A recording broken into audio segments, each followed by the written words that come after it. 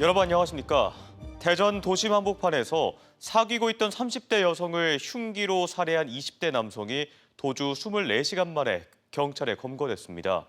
이 남성은 최근 한 달 전까지 피해 여성을 상대로 한 주거 침입과 폭행 등으로 4차례나 112 신고가 이뤄졌고 경찰 수사까지 받던 중이었던 것으로 드러났는데요. 피해자가 제출한 처벌 불원서 한 장에 사실상 수사가 멈춘 사이 참극이 벌어졌습니다. 윤소영 기자입니다. 검은색 승용차가 갓길에 멈춰서더니 앞서 주차돼 있던 차량을 들이받습니다. 곧이어 도착한 경찰들이 운전석 문을 열고 남성을 검거합니다. 하루 전 대낮에 대전 도심 주택가에서 사귀던 30대 여성을 흉기를 휘둘러 숨지게 한 뒤 달아난 20대 남성이 붙잡혔습니다. 범행 직후 휴대전화를 버리고 자동차와 오토바이를 번갈아 타면서 도주 행각을 벌인 지 24시간 만입니다. 경찰의 추격을 피하던 피의자는 이곳 차 안에서 곧장 음독성 물질을 마신 뒤 병원으로 옮겨졌습니다. 이전부터 위험 신호는 여러 차례 있었습니다. 지난해 11월부터 피해 여성을 대상으로 한 주거 침입과 폭력 등으로 모두 4차례 112에 신고가 이뤄졌습니다. 가장 최근 신고는 불과 한 달 전 피의자는 피해자의 손목을 잡아 위협하고 출동한 경찰까지 폭행해 현행범으로 체포되기도 했습니다. 무슨 이유인지 확인되진 않았지만 지난 11일 피해자가 처벌을 원치 않는다는 처벌 불원서를 내면서 사실상 수사는 멈췄고 그 사이 참극이 벌어졌습니다. 현행법상 교제폭력이나 가정폭력은 피해자가 처벌 의사가 없다면 실제 수사나 처벌이 어렵습니다. 보복을 우려해 불원서를 내는 경우도 많지만 이를 제도적으로 보완할 법안은 국회 문턱을 넘지 못하고 있습니다. 처벌을 만약에 강력하게 받았을 경우에 가해자가 나에게 더 강력한 보복을 할 수도 있다는 두려움을 갖기 때문에 도망가고 싶은 마음에서 불원서를 작성해서 내는. 지난 2023년부터 반의사 불벌죄가 폐지된 스토킹 범죄는 피해자의 처벌 의사와 관계없이 수사와 처벌이 가능해졌습니다. 하지만 지금도 피해자의 처벌 의사 여부가 양형 판단에 영향을 미치는 현실은 여전합니다. 법이 바뀌었음에도 불구하고 그냥 현장에서 종결 처리를 하는 거죠. 제발 좀 처벌하지 말아달라. 이렇게 하면 이제 사실 처벌하기 되게 곤란해지는 거잖아요. 한편 음동물을 마신 피의자는 생명에는 지장이 없는 상태로 경찰은 범행 경위를 조사한 뒤 살인 혐의로 구속영장을 신청할 방침입니다. MBC 뉴스 윤소영입니다. 대전 한솔재지 신탄진 공장에서 발생한 30대 노동자 추락 사고와 관련해 경찰 등이 강제 수사에 착수했습니다. 대전경찰청과 고용노동부는 한솔재지 신탄진 공장과 서울 본사 등 3곳에 대한 압수수색을 벌여 안전관리 관련 자료 등을 확보하고 중대재해처벌법 적용 여부 등을 확인하고 있습니다.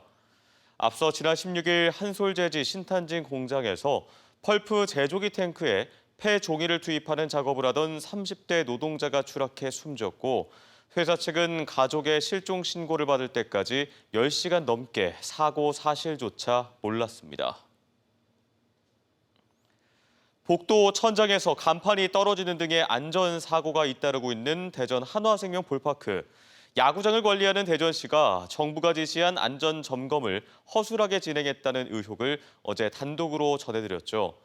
그런데 대전시는 공교롭게도 야구장의 관리 책임을 아예 한화 이글스로 넘기겠다고 하면서 또 다른 논란을 낳고 있습니다. 이승섭 기자입니다. 대전시와 한화 이글스는 지난 2023년 11월 대전 한화생명 볼파크의 사용과 수익 계약을 맺었습니다. 한화가 대전시에 486억 원을 내고 오는 2049년까지 구장 사용 권리와 명명권, 광고권 등의 수익을 확보한다는 내용입니다. 야구장을 소유하고 관리하는 주체는 여전히 대전시인데 시가 구장의 관리 책임을 구단에 전가한 정황이 포착됐습니다. 지난 5월 국토교통부는 대전시를 포함한 전국 13개 야구장의 관리 책임자를 불러 안전 점검을 위한 간담회를 개최했습니다. 그러자 대전시는 한화 이글스에 공문을 보내 대신 간담회 참석과 자료 제출을 요구했고 검사 결과를 국토부에 낸 것도 구단이었습니다. 대전시는 최근 야구장의 관리 책임을 한화 이글스가 갖도록 하는 내용으로 계약 변경을 추진하고 있습니다. 지난 3월 경남 창원 NC파크에서 관중 사망 사고가 일어나고 대전 신구장에서도 안전사고가 빈번해지자 관리 책임을 넘기려 한다는 비판이 나옵니다. 대전시에서 적극적으로 책임을 질 자세를 가지고 안전 문제에 대해서 지금이라도 늦지 않았으니까 시설 개선을 해야 된다고 봅니다.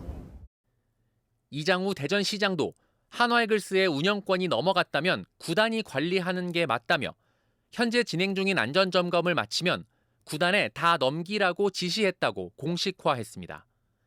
한편 프로야구 NC다이노스도 관중 사망 사고 이후 야구장을 관리하는 창원시가 구단의 책임을 떠넘기자 연고지 이전을 시사한 바 있습니다. MBC 뉴스 이승섭입니다. 대전과 세종 충남 전역에 폭염 경보가 내려진 지 엿새째인 오늘도 불볕더위가 이어졌습니다. 대전 정림동과 아산의 한낮 기온이 36.2도까지 오르는 등 대부분 지역에서 35도 안팎의 무더위가 이어졌고 충남에선 온열 질환 신고 5건이 접수됐습니다. 기상청은 당분간 낮에는 폭염이, 밤에도 기온이 25도 아래로 떨어지지 않는 열대야가 이어지겠다며 수시로 물을 마시고 한낮에는 야외 활동 자제를 당부했습니다.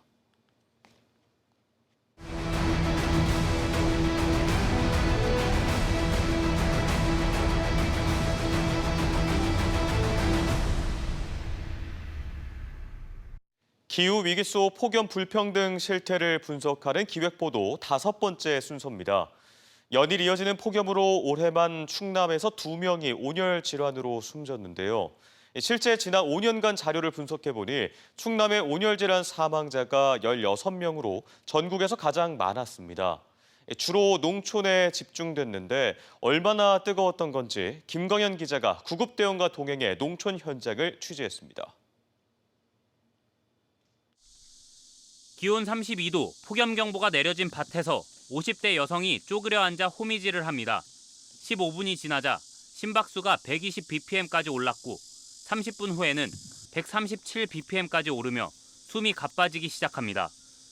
비 오듯이 흐르는 게 제일 불쾌하고요.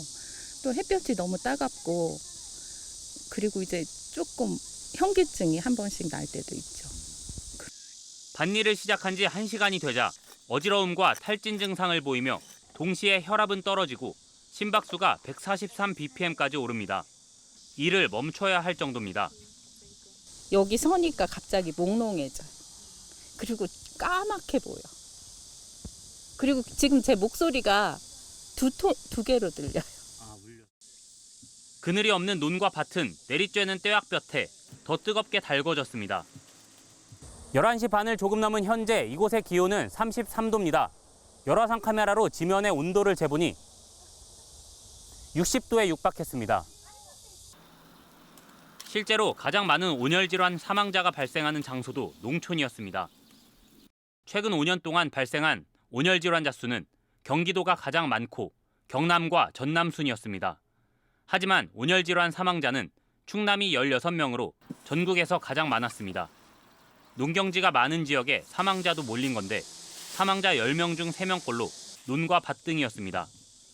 기온이 오르기 전 농사일을 하려고 하지만 출하 일정을 맞춰야 하거나 일손이 부족해 한낮까지 일하다 쓰러지는 일도 허다합니다.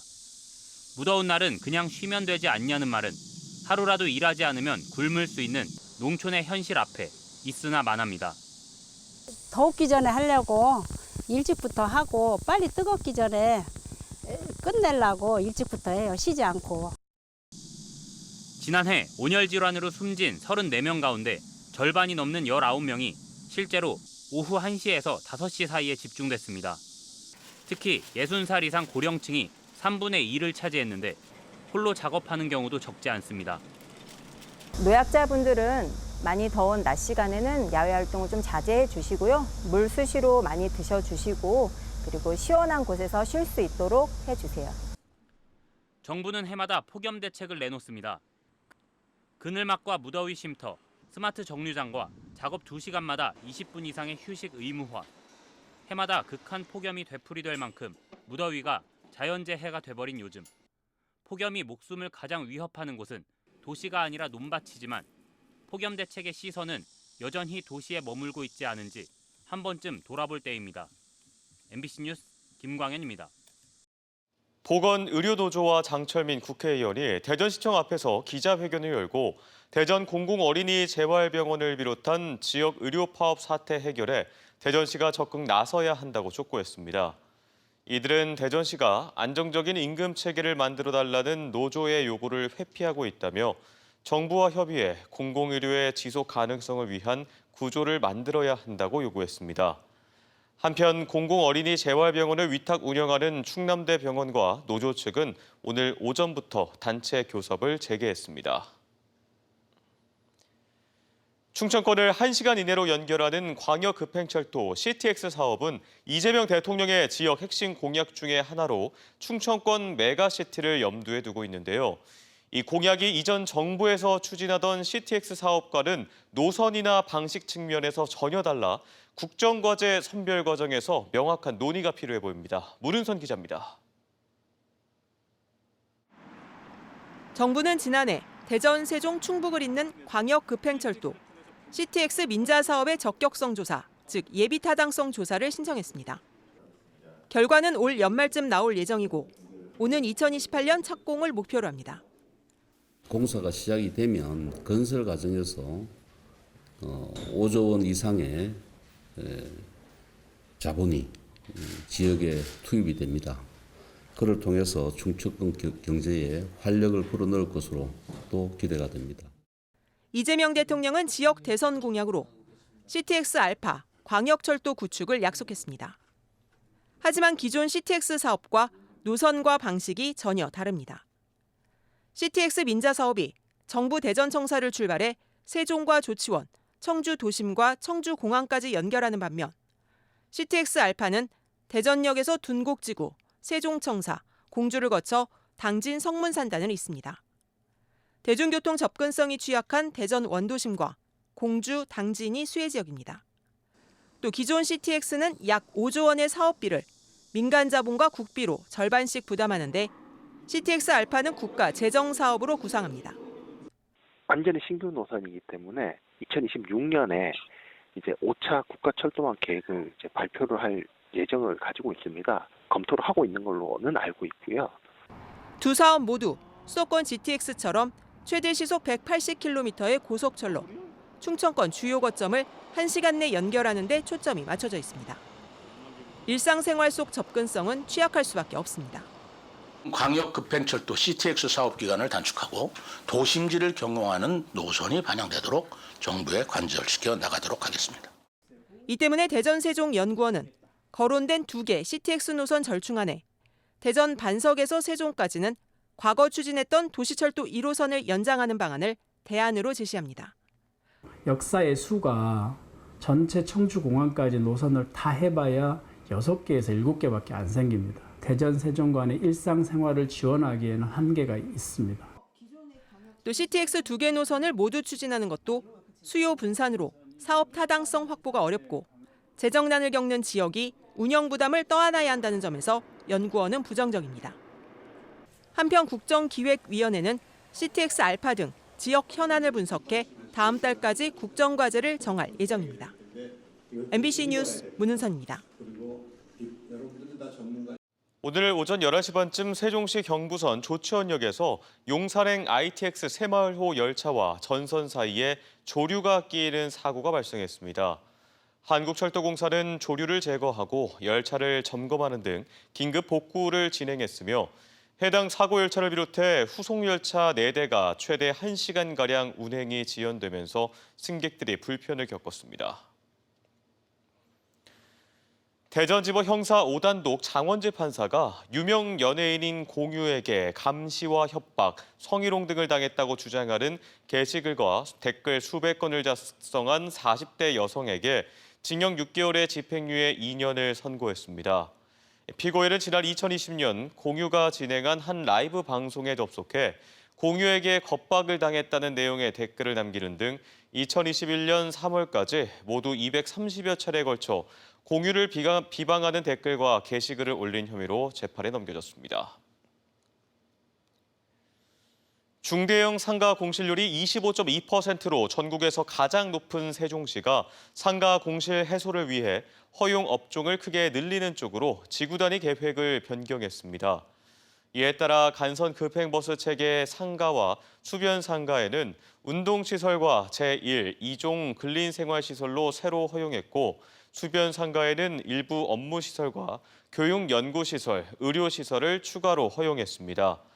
또 대평동 고속 시외버스 터미널과 소담동 법원 검찰청 주변으로는 소형 호텔 등 관광 숙박시설도 제한적으로 허용합니다.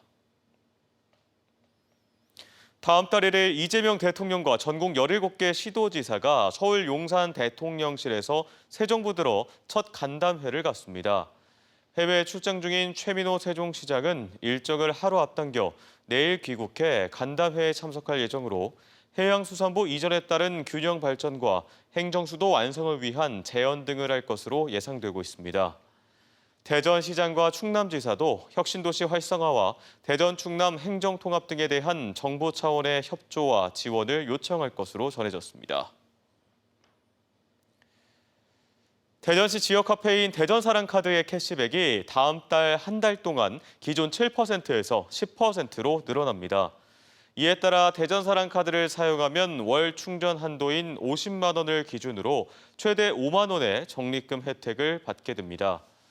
대전시는 이번 확대로 여름 휴가철에 시민과 소상공인을 지원하고 특히 대전 영시축제 기간에 맞춘 소비 진작 효과를 기대하고 있습니다. 서산경찰서가 뇌성마비 중증 장애가 있는 조카의 복지급여 수천만 원을 가로챈 혐의로 외삼촌을 구속 송치했습니다. 회사 어린 피해자는 지난 2021년 11월까지 조카의 기초생활수급비 4천여만 원을 가로채 자신의 빚을 갚거나 생활비로 쓴 혐의를 받고 있으며 충남 장애인 권익 옹호 기관의 고발로 범행이 드러났습니다. 뉴스를 마칩니다. 고맙습니다.